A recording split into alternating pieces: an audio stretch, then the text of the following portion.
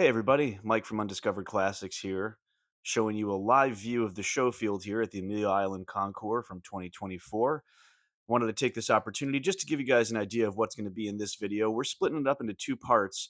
This first half here, we're meeting with about half of the cars and their owners in the class of cars we have on the field this year, giving you a comprehensive view of each of the cars, as well as the history from the owners and discussions of the restorations they've undertaken and how the cars got to be where they are today.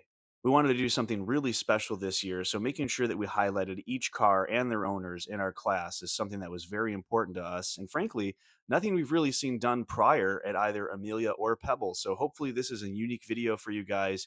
Enjoy and stay tuned for the second part where we look at the cars from the other half of our class. Okay, I'm Joel Driskill. This is a 1952 Irwin Lancer. It's arguably the first production fiberglass car in the United States.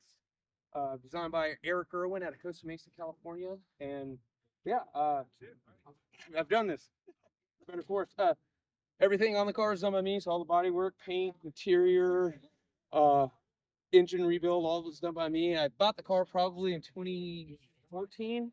I've been sitting on it for a long time, and Jeff really lit a fire under me to get it done in August, September, and I've been full bore getting this thing done. It's got a 59A flathead Ford V8 with a Lincoln Zephyr 3-speed transmission, a Columbia 2-speed. That's 1940 Cadillac gauge cluster. How you doing? Found the car. When I found the car, it had these tail lights. These are 54 Chevy. It has 53 Buick headlights on it. Originally, it would have been some sort of Studebaker or Willys, but when I found it had them, so I just kept it this way because I thought it looked cool. Oh, looks great.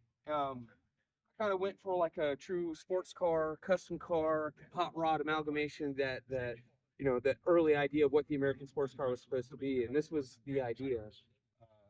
So you got sort of the Plymouth hubcaps, kind of get that custom look. The color scheme I picked was from an XK120. I just did a color match. I just sewed up the interior quickly myself of this color, and the flathead Ford V8 kind of gives it that hot rod feel. Fantastic. What's the windshield from? Windshield I made, just had some bar stock aluminum, welded up, polished it. That's great. Plexiglass. I got to clean it up here. I used some the wind lacing from a Chris Craft boat found on eBay. Like I said, the 40 Cadillac is the dash. See, I love when I hear that there's the use of some type of boat parts in these, given that most of these guys that were making them came from the boat industry. Yeah. Eric Irwin was next door to Bill Tritt, and he started off as a boat builder. And he got wind of Bill Tritt making the Glasspar, and so he built his and finished first. And they're all made on a male mold, not a female mold.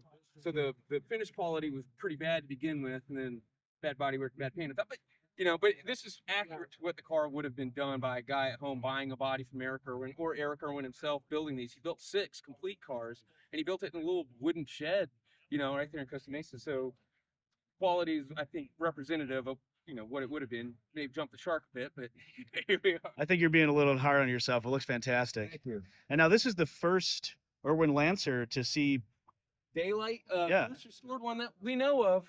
70 years, basically. Somebody's done one and didn't know what it was, didn't know what to call it, but at this point with the internet, it's online. This is probably it. Yeah. Especially with Google Lens, right? Now, take a photo of this car. Okay, it'll bring Jeff's website up, and everything's solved. Is the hood on a latch? Is it easy enough to pop open? Yeah, we'll pop it open. We'll take a look. Probably needed to do it anyway. What a beaut. Did all the engine work myself for building it. Finished it relatively recently. But essentially it's how we found it, except for the dual carbs. But I couldn't imagine this guy. It was bored an 1/8 over. It had a Weber cam. It had all this stuff in a single carb. It was gearing up to hot rod it. It was hot rodded. So I was like, well, it could have been changed, because I know the car was changed throughout its life. It had been painted 3 times. The interior had like 1964 Mustang seats in it when I found it. No other interior other than some piece of wood for a dash. So I knew in period it probably would have been built like this. So I think that's a very reasonable choice. Yep, I hope so. Oh, absolutely. And as you kind of said earlier, it was up to the individual builder to a certain extent, and the flatheads, given their prolific nature in that era, they would have been the choice. And all of the cars Eric built were different. some are on use Studebaker parts, some use Ford, some use Lincoln, some use whatever. So the 6 cars, they were all different. So yeah, there was a lot of leeway. There was no true form. Now, is this on the Eric Irwin design chassis? Okay, yeah, we believe this is one of the 6 built production cars. Yeah, we'll say quote unquote because it's to the T, to the box frame and everything. Yeah, and we saw that on Jack Farr's Lancer that's being restored. And this one has Lincoln Zephyr, 1938 Lincoln Zephyr front and rear horns cut off, and that's where the Columbia 2-speed comes from. Is from the Lincoln. I see. And if you look in here and these vents and everything, these are from Lincoln Zephyr. Oh yeah, look the wheel wells, yeah. And if you look under, you can see where they flame cut it.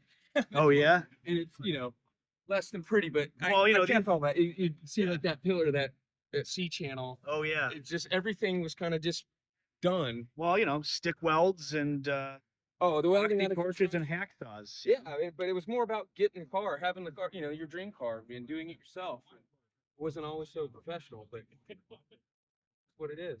I like it. That's that bit of Americana, right? Where it's just a guy in his garage dreaming and could do it. Yeah. It's absolutely great.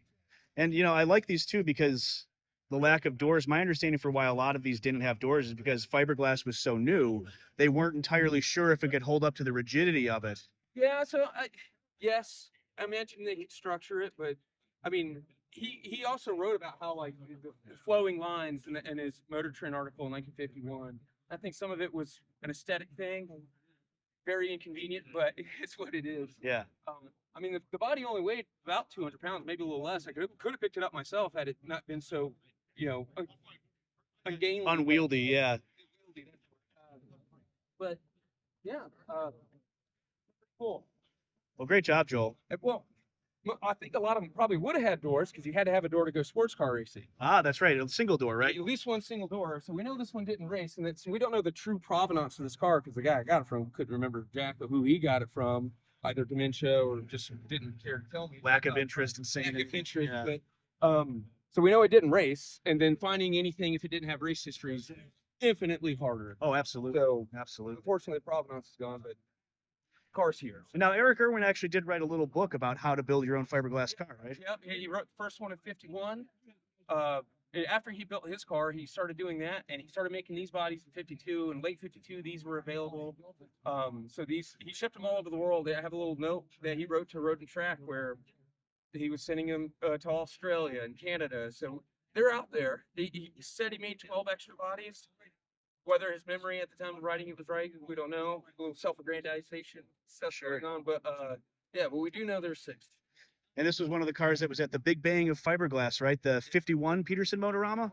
So yeah, yes, 51. So he beat the Glasspar G2 by a month, according to Modern Man magazine, because he built his own mail mold. He can get it out quicker. But in 51 Petersen Motorama, this was there, or not this one, but one just like it. Yes. It was the Irwin Lancer was at the beginning of the whole thing. Yeah, really incredible. Great piece of history. Great job on the restoration. It's amazing to see a restored example because we've seen so many others waiting restoration, right? Right. Yeah. We know where 5 are. This is one of the 5 we know that exist. So perfect. Pretty cool. All right. Thanks, Joel. Oh, thank you. I'm Chandler from Elkader, Iowa, and I brought a Glasspar today, a Glasspar G2, built in 1952 by the Glasspar Boat Company. They made about 100 of these, we figure. 10, 12 running ones around the country. Probably quite a few projects hidden someplace waiting to be fixed. We don't really know. But I bought this in 1983. The paint job you're seeing is in 1984. I vintage raced it for a few years, found out it was a very popular car visually. Racing it would go very fast down the straightaway, and then it would corner like a pig. And now, Tom, is this one of the few that are on a Shorty Post chassis, or is this a Meco chassis? Okay. Glasspar would sell their cars, supposedly a whole car, but they never built them themselves. They had fabricators do it. And Post Body Works in Orange, California, assembled this car. And Post had built a specialized frame for the Glasspar. This was, we didn't know it when I bought it, neither did the seller, but when I cleaned it up, it's post frame 001. Oh, the first. That's right. I Yeah. forgot about that.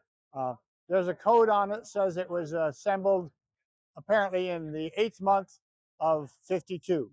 We know it's an early Glasspar. It's very difficult to confirm exactly when it was done, but it's very much as I bought it. Same engine, running gear, 39 Ford axles.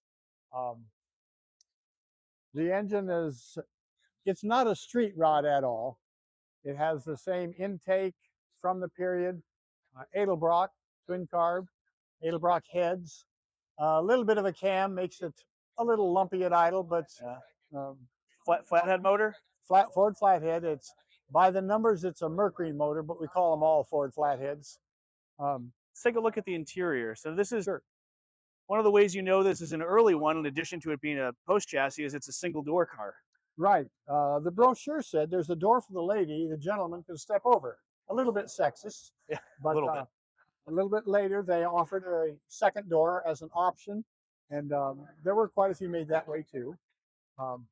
When I got it, the interior was quite tacky. It had a little tiny steering wheel, Mustang seats, and a real trashy dash. I looked at pictures of cars from the period to make sure what I did was appropriate for the period as far as patterns and materials go. Now, did it actually have Glasspar badges, or did you get that from Jeff later? No, no to both. That is, I took the design for that from the Glasspar name on the boat factory. I like and that. I scaled it down and I cut that out with a jeweler's saw. Oh, looks great. Good idea. Every once in a while, I see Glasspar boat stuff on eBay, and I'm kind of like, you know what? I wonder if a boat windshield from a 50s Glasspar boat might actually look good on one of the cars. Well, I don't know what you know about the Glasspar windshields, but this is and it isn't the original Glasspar windshield. It's the exact design. Okay. But if you look at the original Glasspar and my original Glasspar, I was always a little disappointed in the proportions of the windshield. It's like too big of a sheet of glass. What do you think about this car now? Look at it from the front right now. I think you might have. You know what I did? I think you lowered it a little bit. I did. That looks And much better, because usually it looks like you're driving a storefront window. Right. So it's still the original. I didn't want to cut up the original parts. Jeff sent me rough castings. He's good for that. 6 weeks ago, and I did it. Oh. Oh, so when it's previously been displayed, it had the Yes. full size. And I kept that because it's original. I do have the fiberglass top for this car. It's followed it through all owners, but never been installed. It's too cramped. And I won't install it, but that fit that windshield profile.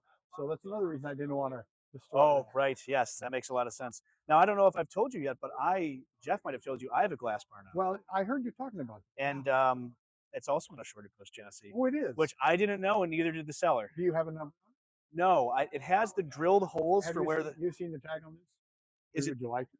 Yes, please. Yeah, show Okay. me. Because it has the holes where it should be. Yeah. But now mine was taken apart 40 years ago for restoration and never put together. But it was meticulously bagged and tagged because the guy that did it used to restore XK120s, and he was obsessive with it. So I'm hopeful that it might be in one of the many boxes and bins that I have. So it's over. Okay, it's right down here. Ah, there it is. Yep. Yeah, focus in on that. And I bet you'll be able to read the numbers. Look at that. The first. Jeff says that 82 stands for the 8th month, 52. And then the 001 is there. Very good. Now, Tom, you've shown this before, right? How many times and where? Oh, I have. Oh, my. A lot of places. Yeah, I really have. Yeah. One of the more memorables was at a Glasspar boat convention here in Florida. I don't remember how many years ago, but 3 different Glasspar boat companies got together. 2 of them were from this country and one was a European. So it was an international boat convention. Well, Jeff knew about this and talked to somebody and they invited us down. So we brought it down. The only car at the boat convention. Yeah. I love it. And it was, They must have lost it. They must have absolutely loved it.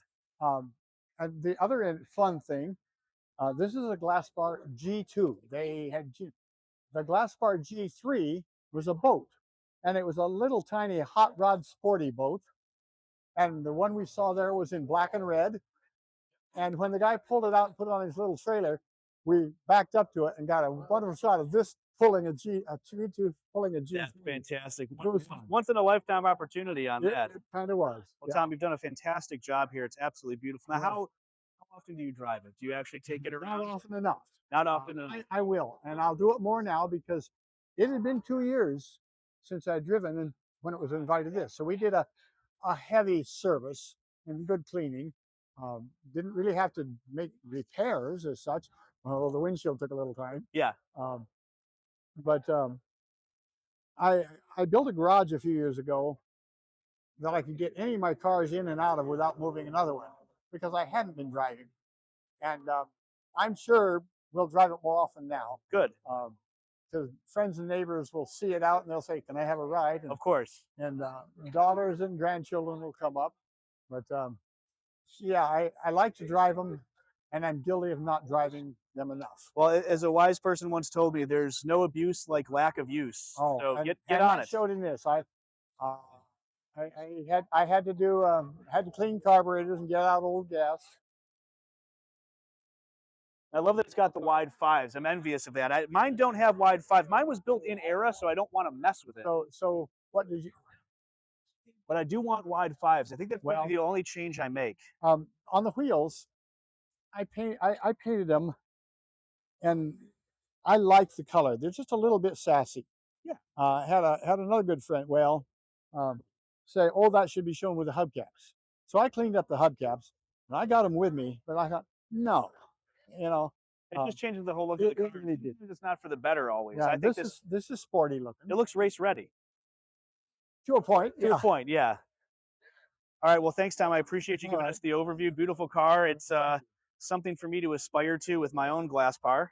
I don't think I'll get as close to this, but Well, I'll be calling you with questions, I'm sure. oh, I'd be. Well, what kind of generator you're going to put on?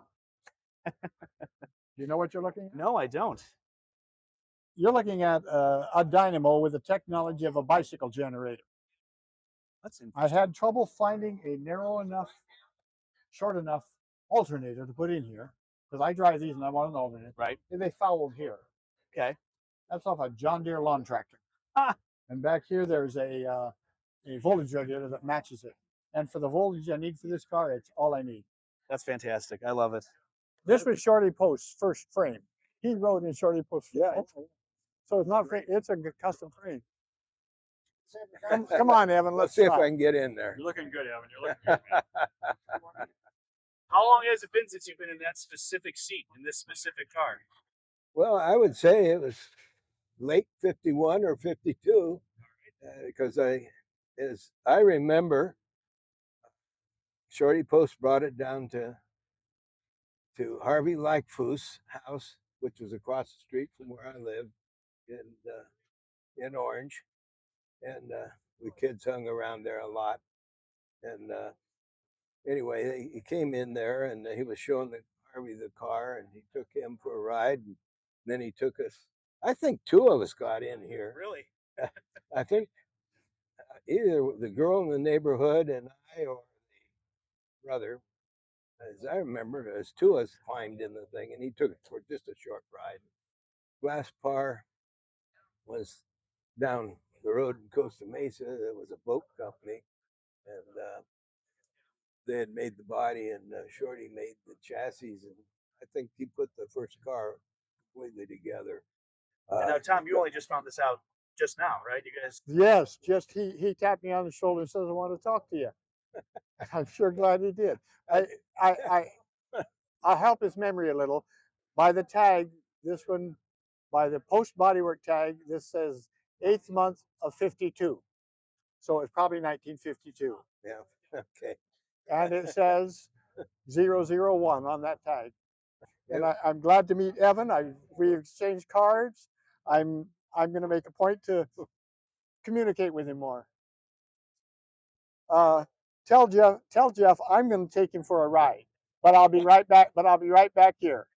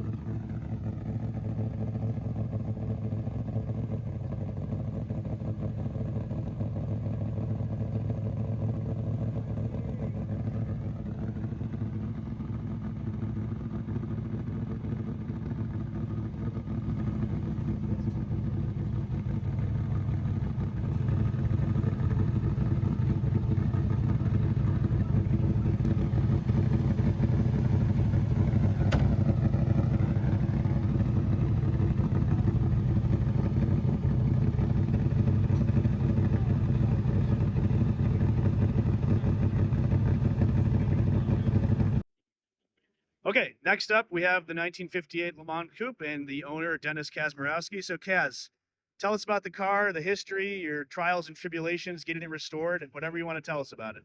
Okay, Mike, the car was originally designed in 1957, 58, 59, a series of 4 articles on Road and Track. John Bond, who was the editor of Road and Track, he designed the chassis. He asked a good friend, Strother MacMinn, to do the body. Strother was the head of the art center in California, and he was a very much loved professor that taught a lot of the designers that we have today. This car was designed, they made originally 6 bodies. One car was finished in 1960, and that car unfortunately went over the Mountain Canyon Hill and was destroyed. This is 3 bodies are left. This is the only one running at the time. Finished. I started his car in 2021, and it took 24 months and 3,000 hours to get it where you see it. From the 283 with 327 heads, V8 engine, period correct, 1957. A lot of the chassis is British, German, American running gear, American engine, Corvette engine, Corvette gearbox, Salisbury rear to it. The car's been outstanding. The car's been to Pebble Beach. Then it was asked to go to the Petersen Museum for 6 months. Then while it was at the Petersen Museum, Jay Leno contacted us and wanted to do a show about the car. And, it just recently appeared on the Jay Leno show. And it had a half an hour, 30 minutes with Jay, and it was so much fun. He loved the car. He took it for a ride. You get a chance to take a look at called the 58 MacMinn on Leno's Garage on YouTube. If you come over here, Mike. Yeah, that's the The car was done to keep it simple. I have an engine turned dash. If you look at this, keep it simple. The engine turned dash. The center piece is out of a TR3. Right, the Corvette. You can see the Corvette T handle. That's out of a 57 Corvette. They were paid. The interior is done, as I said, very simple. The body is extremely light, and all this interior here underneath of it is all aluminum. All the panels on the inside are aluminum. If you come around to the back here, you can see this is a period correct Le Mans cap. The car was originally designed. The 4 articles literally said, in essence, why aren't Americans winning Le Mans? And if they did, this is what we suggest that they would do. It has a Le Mans cap to it. This is a tribute to Strother MacMinn, LMC, stands for Le Mans Coupe. A friend of mine painted this car. He literally came to me and said, look, he says, I'd like to be part of your project. He says, I'd like to paint this car. and he has a Corvette restoration job. Name is Bob Caruso, Billy Bob's Corvette, and just did an outstanding job. It's so difficult to have no ripples or no orange peel and something like this, a Yeah. full panel all the way down.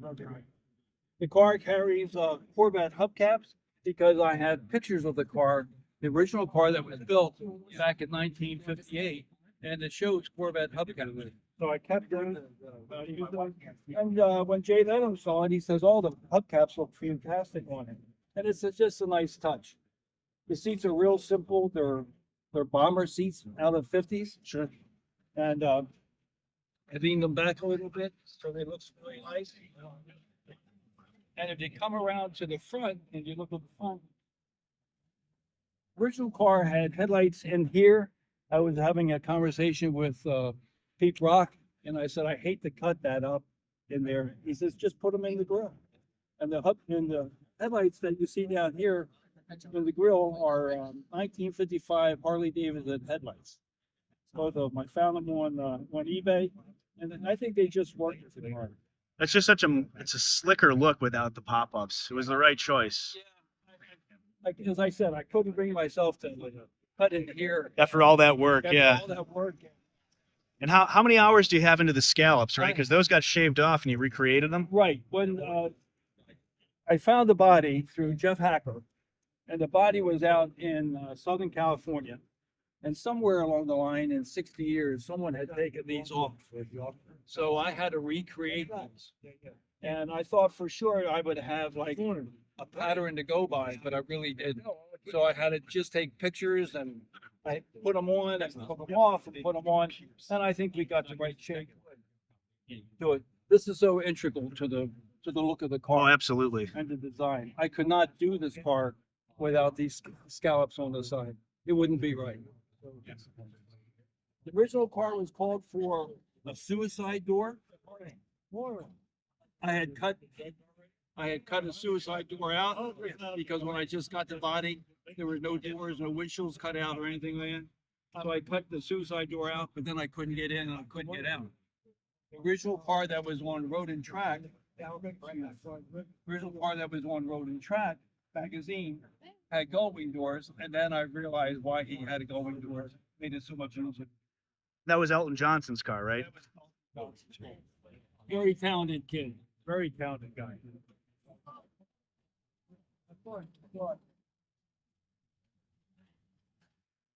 The width of the boards between the outside of the body and the cockpit, they're almost like the Mercedes 300 SL Right. gullwing. Well, that's what it's interesting you say that because I try to create that. I try to create like a 300 SL ledge, as you get in.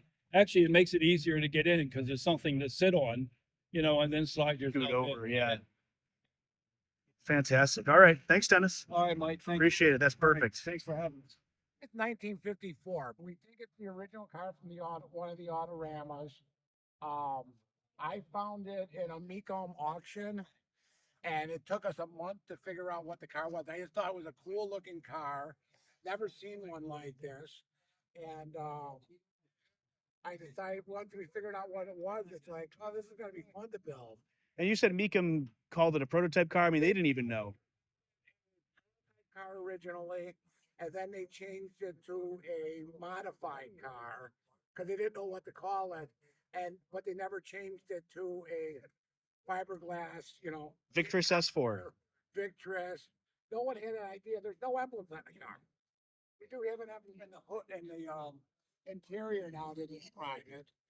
But so I then took the car and basically we stripped it down to bare fiberglass and started rebuilding it. There was a couple little issues that I didn't like the designs for. So we did take it from a one-piece car to a two-piece with a flip front end. We modified that. We put these scoops in it. We took the doors and lengthened the doors out 4 inches on the bottom, 6 inches on the top to give it the angle. And then we had to move this hump back 6 inches. Okay. And then once we did that, we looked at the body line where it was coming through. And it's like, this ain't gonna work. So we ended up following the body line to the profile of the car. Right, because the original design doesn't do that dip. It's just a through line. It goes straight across. Right. Yeah, it went straight across, and we literally cut the fiberglass out and redid that. I did kind of a 300 SL chrome thing on the thing. The bottom chrome is C5 Corvette that we ended up extending it out about 8 inches. Well, you always have to get creative with these cars. The back is front Corvair bumpers. The back is a front 67 Mustang bumper that we cut and split. These are Volkswagen C. Carmen Gia? No, European C something. Okay. The coupe kind of looked cool on this thing, so I'm not a normal person, so we ended up doing this to it. Oh, look at that. Give it a little bit of a modern look to it. Yeah, that's neat. And now Hugh Jorgensen, the original designer at Victress, modeled the front end off of the Aston DB4, and you've kind of made some modifications at the rear and at the front. You laid the headlights back a little bit, so it looks more like an Aston now. We took the front grill is all original. I built the first grill with this being flush, but we didn't like where the driving lights were. So we ended up building another one and then setting these back as far as we could. I love the look of these 50 driving lights on here. And then the front bumper is a Corvair. They look great. You'd never know. Modified. These are from a 39 Ford. Oh, I see that now. Okay. Laid back. Yeah, because the original design basically had those come almost flush with the front. Yeah. Right. And I was looking, the whole idea of the car is, and me and my buddy Todd were talking, is I was trying to do European, but we were like American European is kind of the look I was going for the entire time. My friends couldn't understand it, but they're like, I think you're on the right track. They understood it when it was done. Yeah, these are 52 Chevy backup lights that we use, and then I built this from scratch. What do we have for a power plant in this? Power plant is a 383 Chevy stroker motor. Oh, all right. I saw those finned valve covers earlier, and yeah, you need a hand on this side. Oh, you got it. We went with I seen these years ago, and I thought they were an interesting look on them, so we went with complete fin look on it. Oh, great job. Mustang rack and pinions steering on it. Radiator that I don't think will ever overheat on the thing. The biggest thing we could find. Weldwood, all Weldwood brakes. Yes, you almost kind of did a resto mod. Right, air conditioning. Even though we don't have a real rough yet, we got a C5 frame that we built that we put in, but we don't have the material for it yet. The interior is beautiful too. I like the color selection. Yeah, the interior. I have a 50 Ford pickup truck, which I put a different grill, different dash in. So this is the dash from here to here is from the 50 Ford. And then we built that to look like the old European style gate clusters on it. The 700R automatic. And the funny thing is you look at all the European cars and we go, you got to have the ashtray in the middle of the console. Yeah. You know, it's just one of those things. Oh, and the other fun thing is we were trying to keep the seats low without a headrest. So I had the girl design this, and then we built, so it does have a headrest. There you go. But when it's down, you don't notice it. Does this actually have a retractable top? It does have. Oh, so it's not just a Roadster. It actually. No, it does have. We won't pop it. No, we don't have to put it up, but. Wow, look at that. But we do have the top for it. This is done to a really high level. I mean, I saw photos of it along the way. Right. But the photos really don't do it justice. And man, you really. And then you went whole hog on it. Things are Corvette 64, 65 Corvette convertible systems that we modified and put in. Fantastic. All right, Don. Well, thanks for giving us a tour of the car. Good luck with the judging and fantastic job. Thank you, sir. You did very well by Victress here. Thank you. I'm Wesley Kendall, and Chief Historian of the Petersen Automotive Museum. We had the great pleasure of bringing a car that Mr. Petersen purchased personally some time ago. It's actually one of three built. It's two brothers, the Hansen brothers, built Cobra, both in 1954 in a two-car garage in Los Angeles.